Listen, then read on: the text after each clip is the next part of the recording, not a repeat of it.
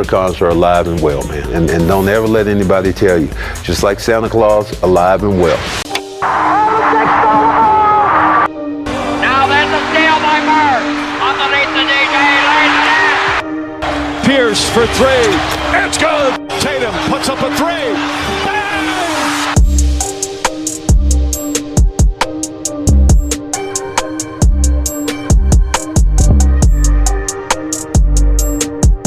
Welcome to the Celtics Rewind. I'm JP. And I am Nat The GM. What's up, y'all? The leprechauns are alive and well. And I'm talking about the Boston Celtics right here. This is episode 23 of the Celtics Rewind, talking all things Boston Celtics. Quoting the great Cedric Maxwell, leprechauns are alive and well. I'm JP, the franchise. I got my co-host, Nat The GM. Nat, what's going on? I'm feeling good. That game was crazy. Yeah, I almost had a heart attack because I was kind of scared, especially in that fourth quarter. I was like, ooh, but we're going to go ahead and get into it, though, since, it came fresh in our minds a couple of days ago. So the Boston Celtics survived game one against the Pacers, 133-128 in overtime. Jason Tatum led the way with 36 points. Now, I'll have to tell you, watching that game, it kind of lets you know that it's going to be a series because the Pacers are no joke. I've been saying it since the beginning of the season, just the offensive pace and being able to score that many points. And it just seems like Boston struggles against the fast pace of the Pacers. What things that you took away from this game in your estimation of what Boston did good and what Boston did terrible on? So I will always say the defense, was the problem with the Celtics. I'm also going to cut them a little slack. They are very thin. Okay. At the 5 position, they're very thin. Yeah. This is not an Al Horford series, but you're going to have to use him because that's the only big that you really have right now. The 2 bigs that you could really use is your third star, who people forget he has not played in almost a month. And he's a huge part of why this team is so dominant. Al Horford, he could play last series and because it was more of it was a slower paced team. Yeah. So it was a lot easier, for him and his play style. Now you have a team that likes to get up and down. That's not Al Horford. No, not at all. On his game, right at this stage of the game. So even if they had, let's say, Tillman, Tillman would have made the difference as well, and could have added some resistance at that rim, but, for better protection and more rebounding, Yeah. He's a very good rebounder. So they're doing the best with what they have. The Pacers, if anyone's watched them all season, they have been a really good team. Literally, all they didn't just happen, and that's a lot of credit to Rick Carlisle. Not my favorite coach, but they're responding to him, and he also goes about 5 deep. About 4 to 5 deep on the bench. He trusts his guys and they know what to do. They will shoot. You got a lot of shooters on that Indiana team. It's not a fluke that they got here to the 3rd round because, they beat a team, although missing Giannis the first round. You still have Chris Middleton. You still have Wayne. You still have Bobby Portis. You had a lot of vets on that team that they still beat, and it was in 6, I believe. And then the next round, they basically did what they needed to do with New York, and New York had injuries, but you got to credit, Indiana for basically seeing a weakness and taking advantage of it. Yeah. So that's just what basketball is. I see an advantage, I'm going to take it, and now they're here. So this is not a fluky team. They play very well. They're top 2 in scoring, in the league or in the playoffs too, but in the regular season, they get them points up. They can score. Yeah. So Boston, I think the main thing that I would do differently, Miles Turner cannot average 25. Yeah, That is my that yeah. one was like out of nowhere because like, Boston at first was firing on all cylinders. They was motivated defensively. Like Al Horford had that wonderful block. They were shooting, and Indiana had to figure out some way to respond. And that person was Miles Turner, just going off, hitting 3-point Mhm. shots, getting into the hole too as well. So they got to figure out a way to kind of eliminate like Miles Turner from scoring Yep. 20 something points a game, because he's one of those that will help Indiana win the game for him, because Tyrese Halliburton is not really that person, because he's more of a facilitator. He'll be aggressive if he needs to be, but he's a facilitator. You do not want to get Miles Turner going and stuff. So my apologies of interrupting. So No, you're totally right, and that's okay. Miles Turner can't average 25. You have to, really get a physical presence on Miles Turner and make him feel it. Miles Turner is a hell of a big man shooter. He can shoot, but you can't allow him to get comfortable. So yeah, I think that the more bigs you have, the quicker we can put this series, to bed. And just the addition of Tillman makes the difference. And I believe he's going to play tonight. He has to play tonight. I think this is a series where you have to be careful when you play Luke Cornett, even if you play him at all, and you have to be very careful when and where you play Al Horford. You need a big that's going to run up and down and be very agile, and this might be Tillman. So, I loved what Drew did. Everyone forgets that Drew is the guy that, can score the ball. He is the guy that can really get after it. So, he was phenomenal. That was the Drew game. JB hit the shot, and I know Tatum with the 10 points and OT was fantastic. It's what I expect of both of those guys, but you don't get there without Drew Holiday. So shout out to Drew Holiday. It was just a great game from him, and it just was like it made me feel, yes, he's worth the money, every penny. Yeah, Drew Holiday, that was the best Drew Holiday game I've seen since like a couple years ago. I think it was back in 2022 when he had a really good game, but this was like a huge game for him in terms of scoring, because I think he's like the second leader scorer from game one behind Tatum's 36.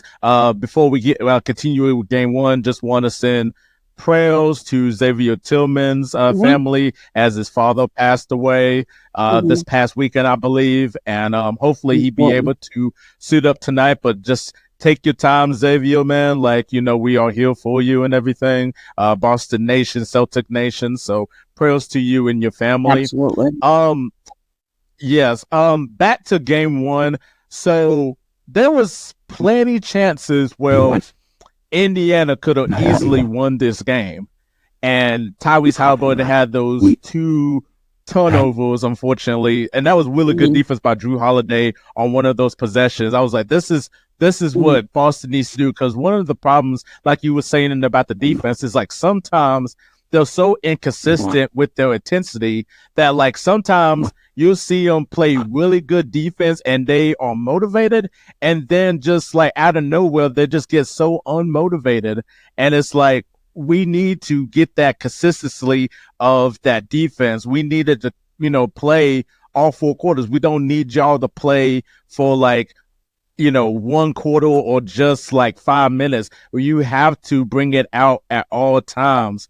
So that was one of the problems I had from watching this game.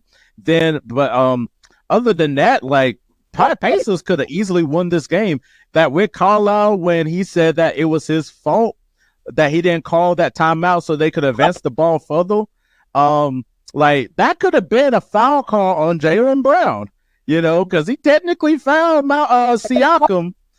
Even though you might have a difference of opinion, but it looked like he really fouled Siakam for him to not get the ball and stuff. But the referees was like, this is the playoffs. I'm not going to call it. So here you go. Boston's wrong. And that's what led to the Jaylen Brown shot. So the Pacers really choked in game one, unfortunately, because I thought the Pacers was going to win. Then another thing that kind of like interests me was the free throw attempts. Like Boston had 20 more free throw attempts than the Pacers. I think from what someone said, the Pacers only had like one free throw attempt like in the whole second half of game one. And that, that just tells you of Boston, because, they can settle with the threes, but also they can go ahead and get into the hole and get those foul calls and all that. I love what Jason Tatum had a great game, but then there was some times where Jason Tatum really was just settling or was just not in the offense. He was just kind of just chilling. And then there was moments where he was turning the ball over. He had that really bad turnover when Drew Holiday was supposed to roll out in that pick and roll. So it was a really bad turnover by Jason Tatum, but he really did made it up in OT by scoring those 10 points to kind of silence the Jason Tatum haters just for one game until game two. So, those are like really my takeaways. Now, here's a question. How in the world can Boston stop TJ McConnell coming off that bench, doing what he does, because he's been huge in the playoffs so far? I don't think the Indiana Pacers will get further in the playoffs if it wasn't for TJ McConnell's play. Yeah, Obi Toppin had a good game, but I would rather have Obi Toppin win us the game. But how could they stop TJ McConnell from doing what he does? Because we think Peyton Pritchard versus TJ McConnell is going to be a really good matchup, but at the same time, Peyton Pritchard can't guard anybody, unfortunately. He's not a great defensive player. So how could they? So do you possibly could see? Now, Chris kind of said something on Hoop Spaces the other day and was saying, could you see Derek White, getting out of that starter spot, give it to Peyton Pritchard, and coming off the bench so that it can eliminate TJ McConnell's impact on the game? Could you see Derek White coming off the bench? When it comes to TJ McConnell, he is a starter on the bench. He is a guy that you can depend on. Yeah. Night in, night out.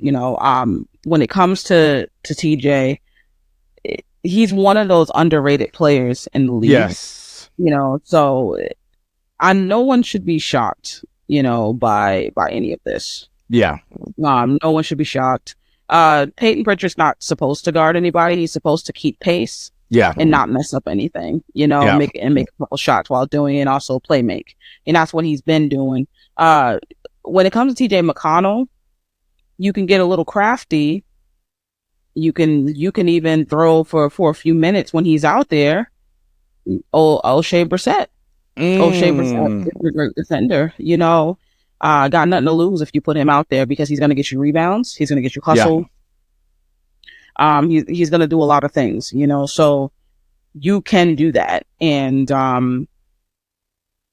you can combat the TJ McConnell minutes. I don't relatively see, you can play Springer too, but I think there's less trust in Springer than it is Brissett. And unfortunately, both those guys should have played like the first two series, because I think that you'll need them coming up at some point, and this is one of those series. So Brissett, though, I trust him. The way he played, you're a hustle guy, you can always play, because you know exactly what they're gonna hustle, and they're gonna look for the right guy, and that's it. So just play Brissett, and at least you got someone with a big body, quick on the feet, crafty, and you can just combat the minutes. But all Peyton Pritchard has to do is make sure he just doesn't mess up. That's it.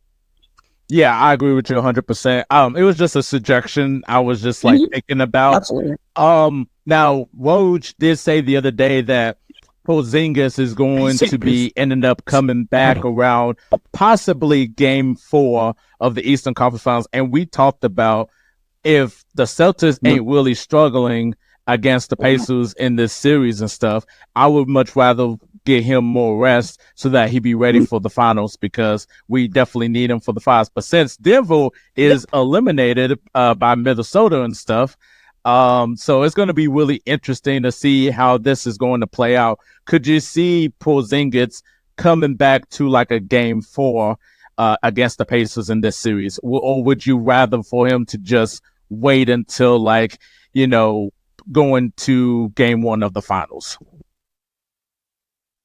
I think he should come back for one game of the Eastern Conference Finals. And that's the game that we should be closing out, or something like that, where he can get some reps going. He can, just get a feel of the being out there, get a feel of the ball, feel the team again. You've been out a month, so just something like that. But other than that, even though there was no Denver, and we know that I did have in that series too. But Yeah. they are, if they get Dallas, that is a team they match up so well with Dallas. Yes. Yes. In a way that they're an overmatch, maybe. For Dallas, they just have too much that they can do when it comes to Dallas, and KP would just kind of put the nail in the coffin. And when it comes to Minnesota, KP, because KP is big that draws Gobert and Cat out of the paint, so then it frees up the paint, and that's why they actually play each other so well, because of that. So Cat having to guard, at points, because he plays power forward, him having to guard JT, sometimes get switched on JT doesn't help. He's going to get in foul trouble. And then with Gobert having to continuously guard KP and having to get out of that paint around that 3-point line, everything always gets a little shaky.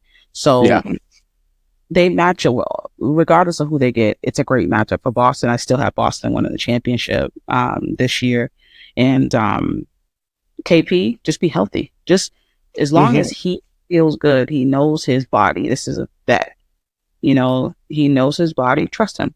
So if he says, "Hey, I can go," and because he feels his body is in his body all day, every day, so he knows what he can and can't do. And if he says, "I'm ready to get back out there," you put him out there. And if he's not, you give him, some more games. That's how you play that. Oh yeah, I agree with you 100%. What's gonna be like your keys for like victory for the Celtics in Game 2 tonight against the Pacers? Because in Game 1, Pacers did out rebound Boston by 1. They did out assisted Boston 2 as well. Didn't have that many turnovers like Indiana had. Indiana had 22. Boston had 15. What is your keys of victory for Boston to win Game 2 and so forth, or to win the series and just to win the series?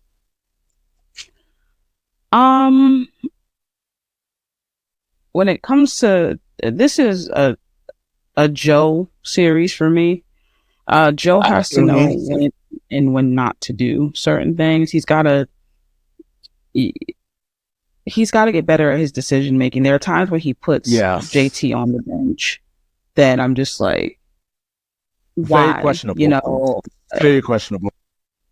Yeah, just why are you doing that? JT has it going, and then you stop his momentum, and then you go from a 3-point lead to a 1-point lead to tied, and now you're going back and forth. It happens often, and it's like with all these pieces, you still have not learned what lineups work the best with the non-JT minutes. That bothers me. And then, I'm sorry, but I think it's just crazy to put out Peyton Pritchard, Hauser, and Cornette in the same lineup. Yeah, it's not going to work. It doesn't work, and it's never worked. So he's got to stop. He absolutely has to stop that.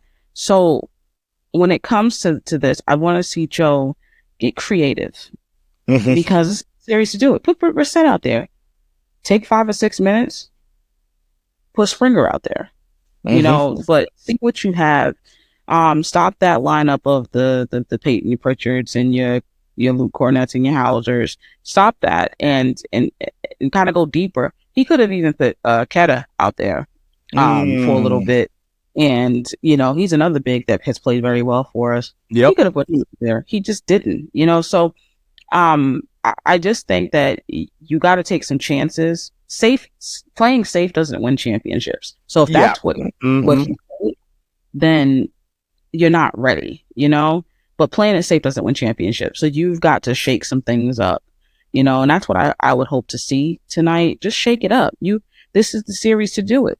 You can shake it up. You can get some guys out there that are just dogs and get after it. You got some dogs on that bench that will give you a lot of great defensive minutes and some rebounding, because they have a nose for the ball, and you need that. You need to win the rebounding battle.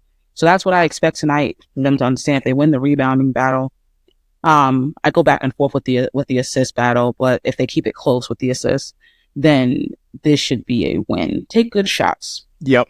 I would like to see Tatum not do the fadeaways. He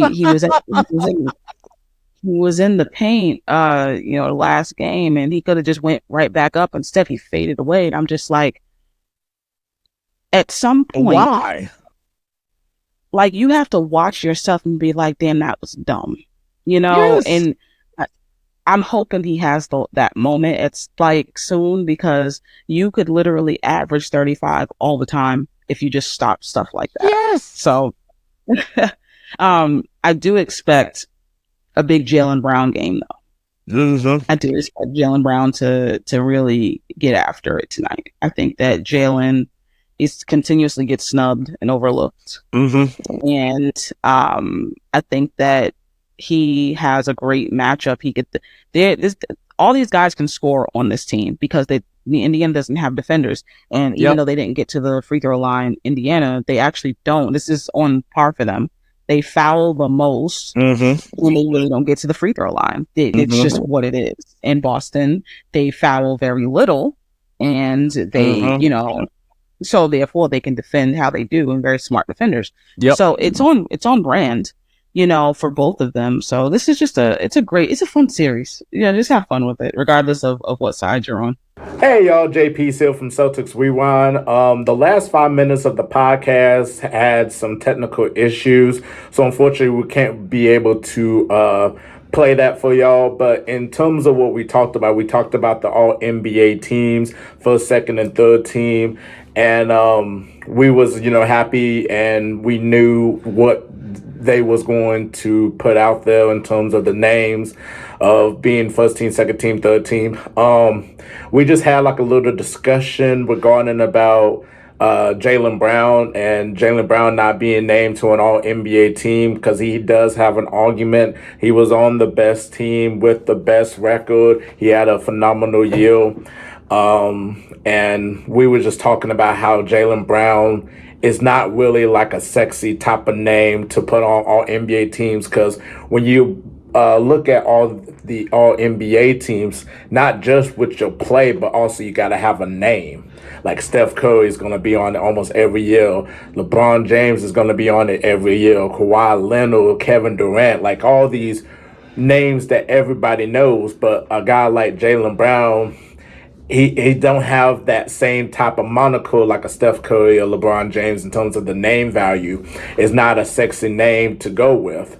So we kind of compared it to Klay Thompson and Golden State in this prime, when he was snubbed of like some of the all NBA teams because he wasn't really like a sexy name like a Steph Curry or LeBron James for that matter. So that's all we talked about in terms of the all NBA teams. Congratulations to the people that made it. Talking about Tyrese Halliburton was originally on my list, but I took him out. So that was just some fun right there, back and forth with it. But yeah, that was about it though. Hopefully y'all enjoyed the show. Hopefully y'all enjoyed Game 3 between the Pacers and the Celtics.